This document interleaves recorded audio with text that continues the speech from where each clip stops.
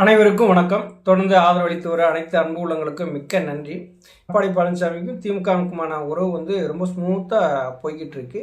அதுக்கப்புறம் பார்த்தீங்கன்னா இந்த இணைப்பை வலியுறுத்தி செய்தியாளர் சந்திப்புலாம் பேசுகிறாங்க இல்லையா, அதனால் இப்போ வைத்திலிங்கம் அவர்கள் மீதும் இணைப்பை முன்னெடுக்கிற முயற்சியில் இருக்கக்கூடிய எஸ்பி வேலுமணி அவர்கள் மீதும் ஒரு அவசரமாக ஒரு வழக்கை ஒன்று பதிவு பண்ணிக்கிறாங்க. இதை பற்றி தான் நம்ம பார்க்க போகிறோம். எடப்பாடி பழனிசாமிக்கும் திமுகவுக்குமான உறவு ரொம்ப ஸ்மூத்தாக போகுது. அதில் எந்த விதமான சந்தேகமும் கிடையாது.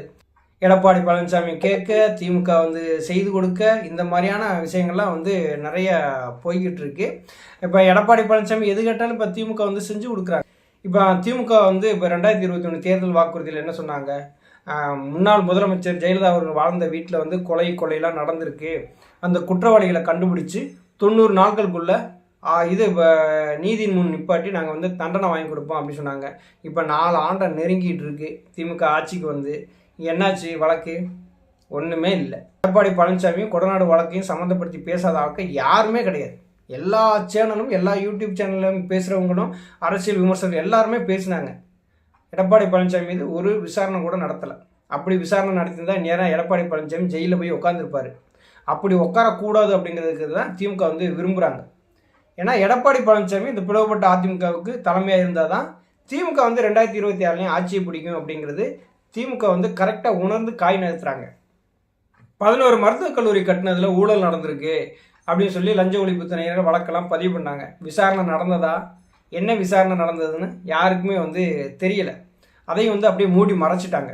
இந்த 4800 கோடி ரூபா டெண்டர் முறையீடு வழக்கு இருக்குல்ல, அந்த வழக்கு என்னாச்சு அப்படின்னு சொன்னால் அதுவும் போச்சு. என்ன நடக்குது, என்ன போகுதுன்னு நமக்கு மக்களுக்கு எதுவுமே தெரிகிறது. எல்லாம் மூடி மறைச்சு தான் எல்லா வேலையுமே செய்கிறாங்க. இப்போ திமுக எடப்பாடி பழனிசாமியை பாதுகாப்பாக வச்சுருக்கிறாங்க. நீங்கள் என்ன கேளுங்க, நான் செஞ்சு கொடுக்குறேன். நீங்கள் எதுவானாலும் எங்கள்கிட்ட முறையிடுங்க, உங்களுக்கு தேவையானதை நான் கொடுக்குறேன் அப்படிங்கிற நிலைமையில் திமுக இருக்கிறாங்க. இப்போ எதிர்க்கட்சி துணைத் தலைவர் இருக்கை அது மிகப்பெரிய அளவில் விசுவரம் எடுத்தது. அதில் அப்பாவிட்டு போய் பல முறை போய் மனுக்களுக்கு மேலே மனுவாக கொடுத்தாரு எடப்பாடி. அப்பாவு என்ன சொன்னார்? உங்களுடைய இருக்கை நீங்கள் உட்கார அசௌகரியமாக இருந்தது அப்படின்னா சொல்லுங்கள், நாங்கள் வேறு சீட்டு மாற்றி தர்றோம். இது திராவிட மாடல் அரசு, இன்னாரு இந்த இடத்துல உட்காரக்கூடாதுன்னு சொல்கிறதுக்கு உங்களுக்கு ரைட்ஸ் இல்லை அப்படின்னு சொல்லி பேசினாரா இல்லையா? பேசினார். இதை கண்டித்து எடப்பாடி பழனிசாமி என்னஞ்சார்? ரோட்டில் போய் உட்காந்தாரா இல்லையா? கருப்பு சட்டை போட்டு ரோட்டில் உட்காந்தார், போராட்டம் நடத்தினார். மறுபடி சட்டசபை கூட்டத்தொடரில் என்ன நடந்துச்சு? எல்லாம் தலைகளாக மாறி போச்சுல, மாறிச்சு. முதல்வர் ஸ்டாலின் அவர்கள் எந்திரிச்சு என்ன சொல்கிறாங்க? நீண்ட நாளாக எதிர்க்கட்சி தலைவர் எடப்பாடி பழனிசாமி ஒரு கோரிக்கையை வச்சிருக்கிறாரு, அந்த கோரிக்கையை நீங்கள் நிறைவேற்றி கொடுங்கன்னு சொல்லிட்டு அப்பாவிட்ட முறையிடுறார். மறாவது நாள் எதிர்க்கட்சி துணைத் தலைவர் பதவி ஆர்பி உதயகுமார் அந்த இடத்துல உட்கார்றாரு. ஐயா ஓபிஎஸ் அவர்களை எதிர்க்கட்சி துணைத் தலைவர் பதவியிலிருந்து தூக்குறாங்க. இதே அப்பாவு என்ன சொன்னார்? அவர் 3 முறை முதலமைச்சராக இருந்தவர், அவருடைய அறிவுரைகளும் எங்களுக்கு தேவைப்படும் சொன்னவர், திடீர்னு இப்படி எடப்பாடி பழனிசாமி மேலே கரிஜனை காட்ட என்ன அவசியம்? அப்போ திமுக என்ன நினைக்குது அப்படின்னா, எடப்பாடி பழனிசாமியை இந்த பிளவுபட்ட அதிமுகவுக்கு தலைமையாக வச்சு அவரை பொத்தி பாதுகாக்க வேண்டியது நம்மளுடைய கடமை, அவருக்கு தேவையானதை செய்து கொடுக்க வேண்டியது நம்மளுடைய கடமை. அதை செஞ்சு முடிச்சிட்டோம் அப்படின்னா திமுகவை மிஞ்ச வேற எந்த கட்சியுமே கிடையாது அப்படிங்கிற ஒரு எண்ணத்தில் தான் எடப்பாடி பழனிசாமி என்ன கேட்குறாங்களோ அதை திமுக செஞ்சு கொடுத்துட்டு இருக்கு. ஆனால் அதிமுக ஒன்றிணைஞ்சிருச்சு அப்படின்னா திமுகனால ஆட்சிக்கு வரவே முடியாது. அதிமுக தான் 2026 ஆட்சிக்கு வரும். அவசரமாக ஒரு வழக்குகளை போடுறாங்க. யார் மேலே போடுறாங்கன்னா, பேச்சுவார்த்தையை யார் யாரெல்லாம் முன்னெடுக்கிறாங்களோ அவங்க மீதெல்லாம் லஞ்ச ஒழிப்புத்துறையில் வச்சு ஒரு வழக்கை பதிவு பண்ணுறாங்க. முன்னாள் அமைச்சர் எஸ்பி வேலுமணி மற்றும் இந்த 11 மாநகராட்சி பொறியாளர்கள் இதில் டெண்டர் முறைகேட்டில் ஊழல் நடந்திருக்கு அப்படின்னு சொல்லி அவங்க மேலே லஞ்ச ஒழிப்புத்துறையினர் வழக்கை பதிவு பண்ணுறாங்க.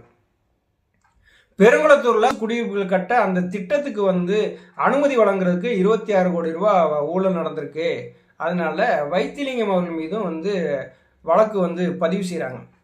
இந்த அவசர வழக்குகள்லாம் ஏன் அப்படின்னா, ஏற்கனவே 6 முன்னாள் அமைச்சர்களுக்கு போய் எடப்பாடி பழனிசாமியை போய் சந்திச்சிருக்கிறாங்க. அப்போ இந்த அதிமுக ஒருங்கிணைப்பை பற்றி 6 முன்னாள் அமைச்சர்களும் பேசியிருக்காங்க. அதில் முக்கியமானவர் தான் எஸ்பி வேலுமணி. இந்த இணைப்புக்கான முன்னெடுப்பை வந்து எஸ்பி வேலுமணி தான் செய்கிறாரு.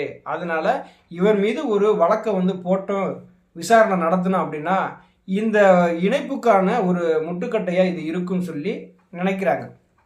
2025 பிப்ரவரிக்குள்ள அதிமுக கண்டிப்பாக இணையும். அதிமுகவினுடைய இணைப்பை விரும்பாதவர்கள் அவர்களாகவே வந்து அதிமுக விட்டு வெளியே போயிடுவாங்க. உறுதியாக 2026 அம்மானுடைய ஆட்சி அமையும் அப்படின்னு வைத்திலிங்கம் செய்தியாளர் சந்திப்பில் பேசுகிறாங்க. இதையும் திமுக வந்து ஒத்து பார்க்குது. வேலுமணியும் வைத்திலிங்கமும் பேசக்கூடியது ஒற்றை கருத்தில் இருக்கு. ரெண்டு பேருமே வந்து பேசி ஒரு முடிவு பண்ணி ஒருங்கிணைத்துட்டா திமுகவுக்கு மிகப்பெரிய ஆபத்துன்னு சொல்லி லஞ்ச ஒழிப்பு துணையினர் மூலம் என்ன பண்ணுறாங்க, ஒரு அவசரமாக ஐயா வைத்திலிங்கம் அவர்கள் மீதும் ஒரு வழக்கை வந்து பதிவு பண்ணிடுறாங்க. இப்போ இருவர் மீதுமே வந்து பதிவு பண்ண அந்த வழக்குன்னு சொல்லி பார்த்தீங்கன்னா அரசியல் காரணமாகவும் அரசியல் காழ்ப்புணர்ச்சி காரணமாகவும் போடப்பட்ட வழக்கு தானே தவிர வேற எதுவுமே கிடையாது. இணைப்பை பற்றி இன்னும் யார் யார் பேசுகிறாங்களோ அவங்க மீதெல்லாம் வழக்கு பதிவு செய்யக்கூடிய சூழலும் ஏற்படும். ஏன்னா இப்போ இதுக்கு உதாரணம் வந்து இப்போ எஸ்பி வேலுமணியும் வைத்திலிங்கம் ரெண்டு பேரும் இருக்காங்க இல்லையா. இன்னும் யாராவது கேபி அன்பழகனோ செங்கோட்டையனோ சிவி சண்முகமோ யாராவது இணைப்பை பற்றி பேசிட்டாங்க அப்படின்னா அவங்க மீதுமே வந்து ஒரு வழக்கு பதிவு செய்வதற்கான வாய்ப்புகள் வந்து நிறைய இருக்குது. இதுக்கெல்லாம் ஒரு முட்டுக்கட்டை போடத்தான் திமுக இந்த மாதிரியான வேலையெல்லாம் வந்து செய்கிறாங்க. எடப்பாடி பழனிசாமியை அருமையாக பாதுகாத்து வைக்கிறாங்க. இணைப்பை நோக்கி யார் யார் வர்றாங்களோ அவசர வழக்காக போட்டு ஒரு முட்டுக்கட்டை போட்டு தடுத்து நிப்பாட்டுறாங்க. இதுதான் வந்து நடக்குது. நன்றி, வணக்கம்.